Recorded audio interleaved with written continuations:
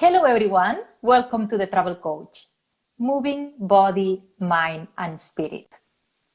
My guest today is a certified travel and life abroad coach who guides people in their process of moving abroad and settling into a new country.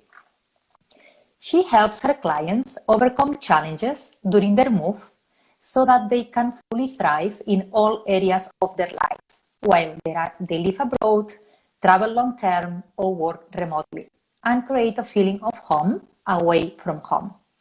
She has lived in Spain, Cambodia, and Australia, has traveled to over 25 countries, and she is currently based in the Netherlands. Veerle, Beelen, welcome to the Travel Coach. Thank you so much. I'm so excited It's a pleasure to have you on board, and I was really looking forward to chatting to you. So we know each other for a while, but we didn't have the chance to chat. And yes. Yeah, I'm so excited about our chat today. So my first question for you, thank you, is as always about your relationship with travel growing up. I'm curious to know more about what are your memories of this phase of your life. Yes, I've actually basically traveled my whole life already. I was lucky that my parents just took me everywhere. So I grew up in the Netherlands with two sisters. I'm the middle child. And first we traveled in the Netherlands, but then we went to other countries in Europe as well, like France and Norway. And after that, when I was a teenager and a student, we started making like trips like further away. Like there's amazing places like Canada and Mexico and Indonesia, all of those places that at that time I couldn't go by myself because I was too young and I didn't have, the money for it. So yeah, I guess since I was young, I was just lucky to be able to travel with them, with my family, and have all those wonderful trips. And I feel like that's also how I just got into this passion for travel and so you started very to different places, traveling and seeing the wonders of this beautiful planet. Yes. With your family, and yeah, that's a blessing indeed. Yeah. So you are travel and life abroad coach, and I know you've been you moved yourself. You've been living in different countries. You've been living in Spain, in Cambodia, and Australia. Tell me, I'm curious, suppose at the beginning to ask you, what were the reasons you moved? Was work? Was other what's the motivation to move abroad? Yeah, so basically every move I made, I had a different reason for it. So my first move abroad was to Spain, and that was during my studies. So I was studying international law, and for my master's degree, I had the chance to move abroad I had to go at least for 6 months or maximum for a year. Within Europe, and I was like, well, where should I go? I would love to learn Spanish as well, so it was kind of like a quick choice to decide to move to Spain. So I went to Barcelona for a year. So that was my first move. The reason was for studies, and then my second move to Cambodia was for an internship. That was after I graduated and I couldn't find a job yet. So I was like, I need some work experiences because that's what they ask for, right? Like every time when you search for a job, it's like, well, you have your degree, but you don't have experience. So I was like, okay, let's find an internship, which I did in Cambodia. So I did an internship there with the United Nations for a few months. And then my third move, that was to Australia. That was my longest move for 3 years. And that was actually with my job. So I was working in the Netherlands for a few years as an immigration specialist. And after a few years, I felt like I need a new adventure. The country is too small. I was like, I want to see the world, and my vacation days are just not enough to, I was really looking to a new adventure. But I also enjoyed my job. So I was like, let's try to find a way that I can combine both and see if I can actually move somewhere else, but still keep my job. So, after a lot of back and forth and negotiations and everything, I arranged that I could go to Australia for 6 months. That was the idea, and then move back to my job in the Netherlands. But things just happened differently, I would say. So eventually I actually stayed for 3 years. I quit my job in the Netherlands, got onto a local contract, and just stayed That's until amazing. the pandemic, basically. Yeah. Yeah, So yeah. that's it I in know a Australia was nutshell. too Yeah, special. yeah. This move to Australia was a special and actually very transformational, personal and professionally. So I would like to focus on this in this move to Australia, to go deeper, and also because it was the most impactful and longer. So tell me a bit more about Yes. how was your life before moving to Australia? What was the be before and your life situation then? Yeah, I mentioned a little bit already before. So I was working in the Netherlands before I moved to Australia, and I was in a corporate job, 9 to 5, but it was usually longer. I was just, working a lot all the time. And although I found some ways to travel sometimes, it was always, just for vacation, so not that much. And yeah, I was kind of just before I moved, I was pretty overwhelmed and just stressed because of work, and I also just ended a bad relationship, and everything was like, I need a life change. I just want to get out of here and start over, and just see the rest of the world, basically. So I was, yeah, kind of at a low point that I was like, yeah, I'm so ready for a change and to do things differently.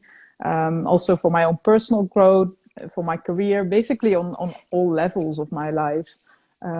So that move So was came something at the you were perfect looking time. for Yeah. proactively, or something that just appeared and you took the opportunity? Yeah. Yes, I was looking for it. Yeah. So eventually it took me about a year to arrange that move with my job.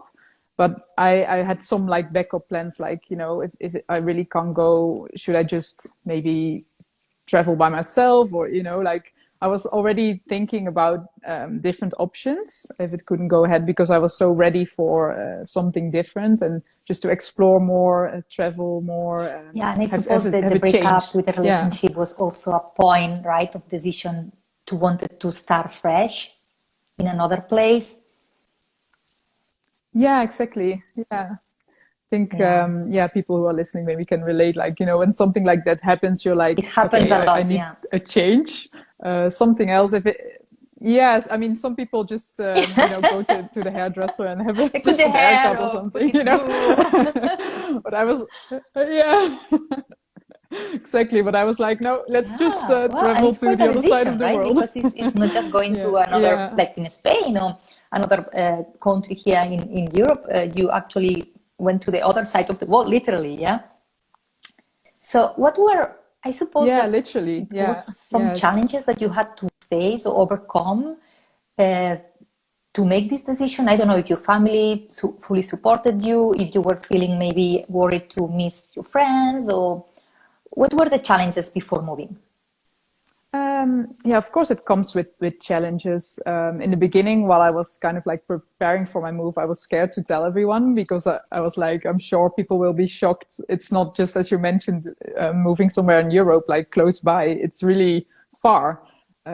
So I waited until like the last minute, like just maybe 2 months in advance, that I was like, okay, now I'm sure that it's going ahead, and now I'm going to tell everyone, because I didn't want to make people worried if maybe something would happen and the move didn't go ahead. So I was like, let me just arrange everything and then just drop the news. And yeah, of course that's challenging, because people will be shocked and like, oh, but wow, what are you going to do? It's something so unexpected.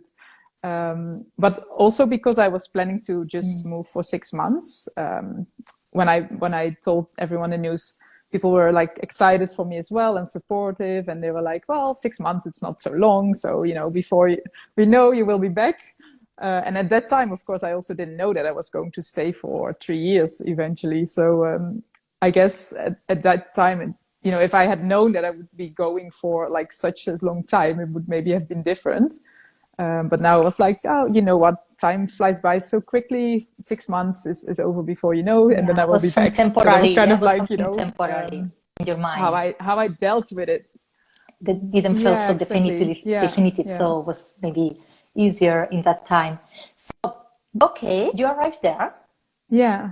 And what happened? I mean, what was the first impression? Was like things like you expected, were easier, were more difficult? How do you remember that moment when you land in Australia and you started to, maybe find a place to stay? How all this process went? Yeah, so because I moved with my job, they arranged an apartment for me. So that made it a bit easier that I knew when I arrived I had a place to stay. But still, it was pretty overwhelming because after a few days I already started working. So the first few weeks was really like trainings, but I was still jet lagged.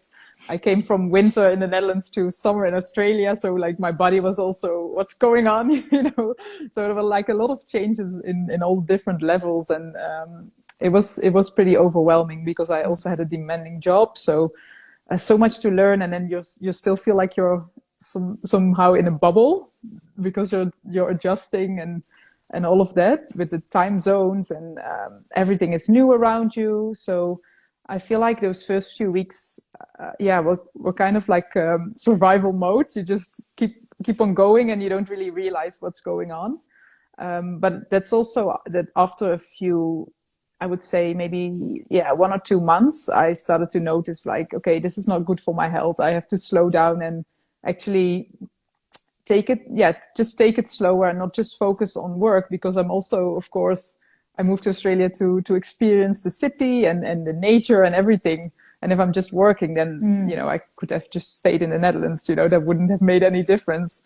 So that's really when I realized, okay, I have to approach this differently and just really, I think that's when this shift came, that I started to also focus more on my mindset and, okay, how can I make the most out of this experience? It's not just about work, but I also have to make sure I feel good and can enjoy, whatever I'm doing here.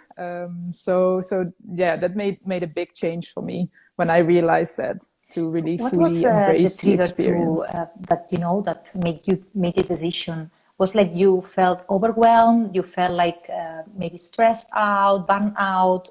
What was the red flag that you noticed when this happened? Yeah, it was a combination of those things actually. I remember because in the weekends I tried to still explore, right? Even though I was so tired from work, I was like, yeah, but I'm in Sydney. I want to go to the beach while it's still summer and do all of this stuff. And at a certain moment, I was just sitting somewhere on the beach, and I was like, what am I doing? I'm not even enjoying myself anymore because I'm just so overwhelmed. When you're so tired, you just can't take it in anymore. And yeah, there was a moment like, okay, it doesn't work like this. You can't do everything at the same time. You can't just be working like crazy and then explore. And you also have to rest and find a way that really works for you, to find a better balance, and so that you can just enjoy every part of what you're doing. So I really noticed that in my stress levels, and my body just felt very tired, and also mentally you start to feel tired. So those were the red flags that I was like, yeah, I have to So take you some felt you could steps not and do this disconnect differently. from work, and you were not having this balance, and this made you say, okay, I have to change something. Because how did you Exactly. face this situation? Because you were new in the job, in a country that you didn't know, maybe, I don't know, you had friends or you had some contacts there already, or you had to build also your social network. Yeah, that's Yeah, the challenge. I didn't know So anyone. it's Yeah, normal, or true. natural Yeah. that you put all your attention and energy in work, because it's what you know and you were maybe good at as well, right? So how did you? It's not an easy decision. So I Yeah. can see that it's like, okay, I have to give up more of work. Maybe also telling your boss that you're gonna leave at a time, you're not gonna do more extra hours. Maybe afraid that I don't know, if they can fire you or something, you have to come back, like feeling like you failed or something like that. I don't know. What was the mindset challenges that you had to face, and how did you do it? Yeah, it's some of those things you mentioned, like, right? Because if you start to make those decisions for yourself, for example, like, yes, I'm going to just leave on time, like the time I supposed to leave, and not working overtime all the time. You really have to do that yourself, and just find your own boundaries, and really yeah, make those agreements with yourself. Like, okay, today I'm just going to leave on time, and afterwards I'm going to do something fun or whatever, you know. So I really had to be strict with myself. Like, yes, I know what I have to do to feel better. So now I really have to take those actions as well, and not only have those ideas in my mind of what will make it better, but actually also take the steps towards it. So I also spend a lot of time journaling. That helped me as well to just kind of like have this conversation with yourself. Like, okay, this is how I'm feeling right now, but which changes do I actually want to see? And how I'm going to do that. And especially when you're somewhere new and you don't know many people yet, it's like, it's good to have to find that connection with yourself as well, so that you're like, okay, do some inner work. So that you can really, focus on what you want to have this to clarity experience is and important, do. right? It's important of what you want, what are you willing to sacrifice maybe, or just prioritize. I don't know. It's very important, the journaling. I love the journaling. Well, actually, something now we call it journaling, but we used to call it like writing your diary, right? When we were kids and we were writing our diary, it's the kind of the same thing. True. But yeah, it's very useful. It's more fancier. Yeah. Now it just sounds fancier. I'm wondering, is something that you naturally came with this, or you had some coaches or some help on that, or you just came with this idea and you overcame all these challenges by yourself at that time? Actually, well, I always loved to write, like since I was little. So that was something that always felt comfortable to me. So that is, I guess, something I just took with me from my time in the Netherlands already. But yeah, I wish I would have had a coach by then to just, it's just easier that you don't have to figure everything out by yourself. So that's actually how I got the idea for my business, to become a coach myself for people in the same type of situation. But yeah, at that time, there was no coach Travel there coaches didn't exist. that I could find that did something like that. But no, exactly. So I was just figuring it out all by myself. So I just tried to find tools that I could find, and like journaling. I started to do some meditation as well. What helped me was spending time in nature. So I really loved the nature there, and I made those beautiful coastal walks, things I couldn't do here in the Netherlands. So that helped me to relax as well. And just by walking or moving your body, sometimes you can also get that clarity, just, clear your mind. And so those type of things helped me. But yeah, it would have been good to have some, support with that. But yeah, I'm glad at least, I found some ways to deal with it myself as well. Is there any point when you were there that, was like a moment, or like you did the shift? It was like, oh my God, that's it. Now I am in control. Now I'm really enjoying. Can you remember a moment that you said, okay, that's how it was meant to feel? I'm not sure if it was just one moment. I think for me, it was more a process that I was like, okay, I'm going to focus more on how I'm feeling and taking care of myself and my health. And then after, a few weeks, I started to feel better, and I was like, okay, this is working. I have to keep on doing this and even more. So for me, I feel like looking back, it was more a process, not just one like moment.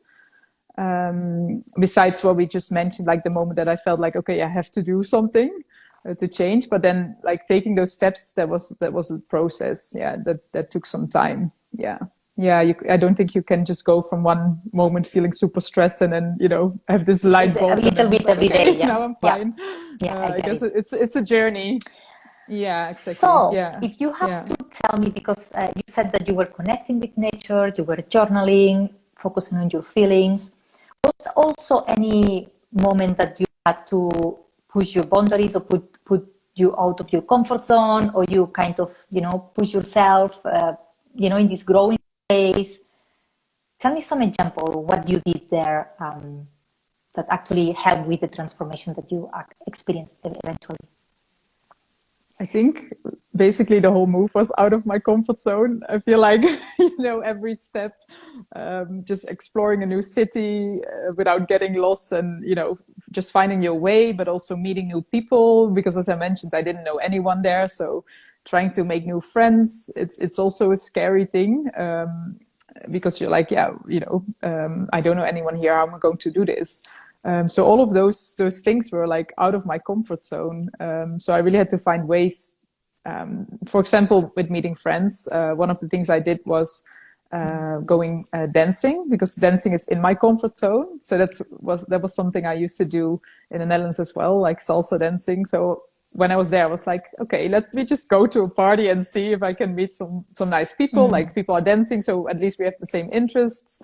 And, maybe it's an easy way to just start chatting with someone. So I try to do those type of things, but of course it's also awkward when you just go to a party by yourself and like, okay, hi, is there anyone baby steps, to talk or to dance with me? So yeah, so I think it's all of those baby steps you take every day when you move somewhere new, that eventually, if you look back, you're like, oh wow, I did all of this.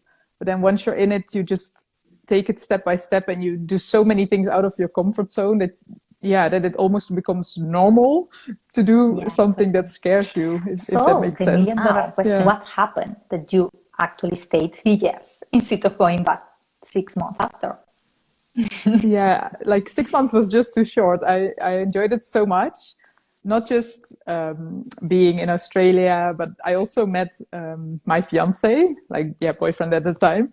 Of course, that helped also to make the decision to stay. And like the whole experience, I felt like I was growing so much through all those challenges, and I was really creating a new life there that I enjoyed so much, with like nice people around me, with my job. I loved the city and the country.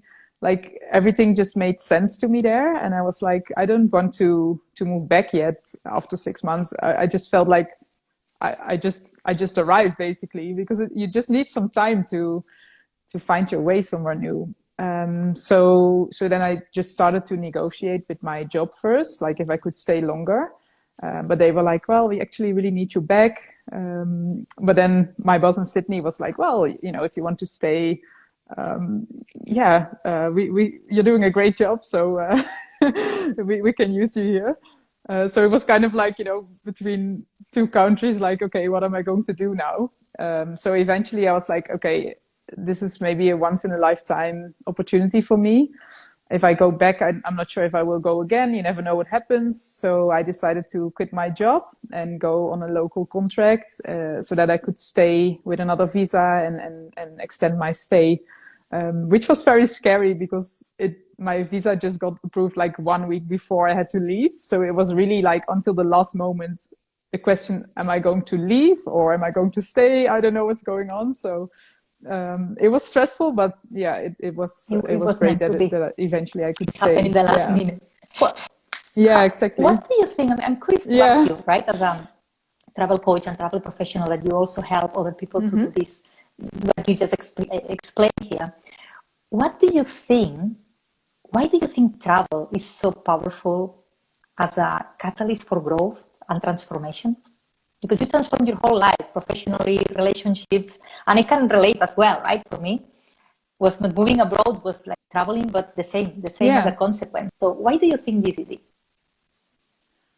I think there are like many factors to it, but one of the things what I just mentioned as well is that when you travel or move somewhere new, you do a lot of things out of your comfort zone that you probably wouldn't do when you're just in your home country or not traveling, because then you tend to just stay in your comfort zone and do things that are comfortable to you, because that makes the most sense. It's less stressful. But when you travel somewhere or move somewhere new, like everything around you is new, so only already by that, like that, those new experiences, you already get out of your comfort zone all the time. So I think that really helps you to grow as a person, but also by having those new experiences and by meeting new people, you hear different stories, you get different impressions, and you learn so much, because like by everything you see, like, oh, what do I think of this? Like, maybe you wonder things you used to do, that were normal to you. You see people in another country do it differently, and you're like, oh, I've never thought about that, to do it that way. But that's actually a cool way to do it as well. Like you kind of like challenge your beliefs and things as well. So I feel like it really broadens your view. not just of the world, but also of yourself as a person. And you really question yourself about like, how do I feel about these things that I experience? What do I want to do with this? So there's so many factors. It's hard to summarize it just in a few minutes, but yeah, It's powerful. I think all of those factors contribute to your growth. So yeah, you were definitely. finishing your adventure. You were back to the Netherlands. Now you're in the Netherlands. How was the experience? It was like a reverse cultural shock, or you were just felt at home straight away? How was the experience of going back? Yeah, that was not easy at all. It was definitely a reverse culture shock, because I didn't plan to leave. It just happened because of COVID, that I lost my job and my visa and all of that drama. So then suddenly within a few weeks, basically, my fiance and I had to leave Australia and move to the Netherlands. And we were literally here like, okay, and now what? And I was like, I'm in my home country now, but it doesn't feel like home because Australia was my new home, you know? And then we were on lockdown and all of that stuff. I was like, I can't even really spend time with my friends, or I was in this really weird bubble, kind of like really figuring out what I wanted to do with my life, because this was not part of my plans. And especially when you come from a place that you enjoyed so much and then you're suddenly back where you came from and you're like, okay, but now what am I going to do, you know? So that was a very challenging, to just kind of like, it felt like another start over, but this one that I wasn't really excited about. So I was like, okay, I really have to find a new way and find new goals and really get excited about something new again and decide what I want to do as a next step in my life. And that's why after a few months I found the travel coach certification program as well, and that's of course how we met. So yeah, that's when things started to shift, and I was like, I always wanted to have my own business. But because I was working all the time, it was always like kind of like in the back of my mind, like, oh yeah, maybe one day, you know, it will happen. But then when I moved back to the Netherlands, I didn't have a job. I had no excuse not to just give it a try. I was like, now I have the time. I'm just sitting at home in lockdown anyway. Let me just go for it. So I got certified as a coach, and that's how it all started, and how I kind of like started to focus again on the future and being excited about the new things I was going for. And that's also that helped me to deal with the reverse culture shock as well. And everything is for a reason, right? So now we are here. Yeah. Now when I look back, I'm grateful exactly now for this journey. But when you're in the middle, you're like, okay, why does this happen to me? So yeah, sometimes you don't realize until a bit later, and then you're like, okay. Did you say something very interesting, right? If I understood correctly, and you can tell me as well, based on your experience and your client's experience, is maybe easier to, the challenges that you face when you move abroad or you come back home, is it easier the process or less challenging when you actually choose doing so? That when actually something that you are forced to do it, or is quite similar? I think it's usually easier when it's your choice, because you're in a different mindset. Then you're kind of like, okay, this is my choice. I'm going for it, and I'm going to make the most out of this experience. You're like kind of like more in an empowering mindset.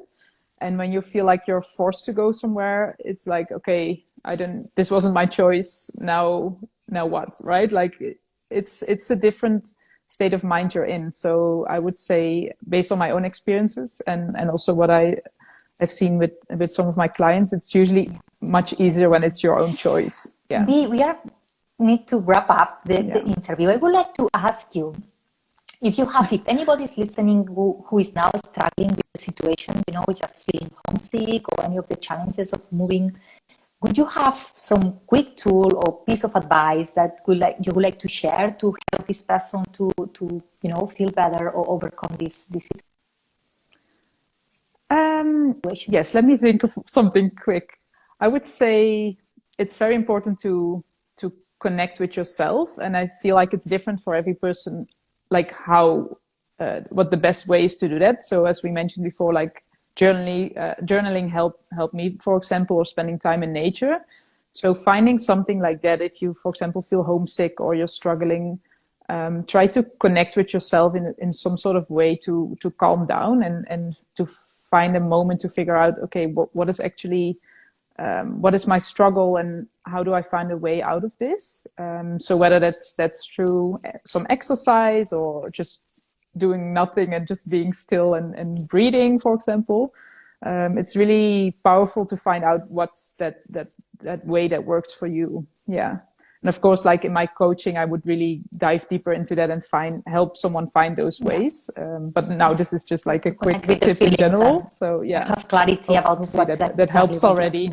Yeah, exactly. Thank you for that. You know that I love collecting hidden gems from all around the world. So I'm gonna ask you if you can share from the place you are, the area, the country, what could be a must to visit, but maybe it's not that famous, or people don't know if they are not from that place. Yeah, so I'm based in the Netherlands right now, and I feel like most people who visit the Netherlands only visit Amsterdam because there's not much time, right? Like, so let's go to the capital. But I was thinking about a solution for those people who feel like I would love to see the rest of the country, but I don't have that much time. So then a hidden gem where you could go to is a place called Madurodam, which is actually a place where you can see the whole country in miniature. So it's like really, you see like tiny houses and the most important buildings of each city. And you can just walk through it like little streets. It's very cute, but it's also a nice way to just have a better, idea of what the rest of the country looks like. And you actually learn a lot of things. I went there for the first time this summer with my fiance because he's also new in the Netherlands. And I was like, oh, this is so cool. I learned new things about my country that I didn't know yet. So it's kind of like a fun thing to do. And yeah, it gives you a bit of a better impression of the rest of the country then as you well. can explore in real life, but you have like an overview, yeah? So Exactly. cool. Thank you for that. I love to check it out later as well to know better about this place. And I would like to, if somebody wants to connect with you and wants to contact you, what would be the best way to do so? Yes, you can always connect with me or follow me on Instagram. So my Instagram is unpack by Veer. So it's unpack by, and then Veer is the first four letters of my name, Veer. And just connect with me there. I'm always happy to have a discovery call with someone who wants to know more about my coaching or has a question about living abroad or anything at all. Thank you for that, Bea. It's been a pleasure to have you on board the Travel Coach today. Thank you so much as well. And everybody tuning in, happy and safe travels. Bye, Bea.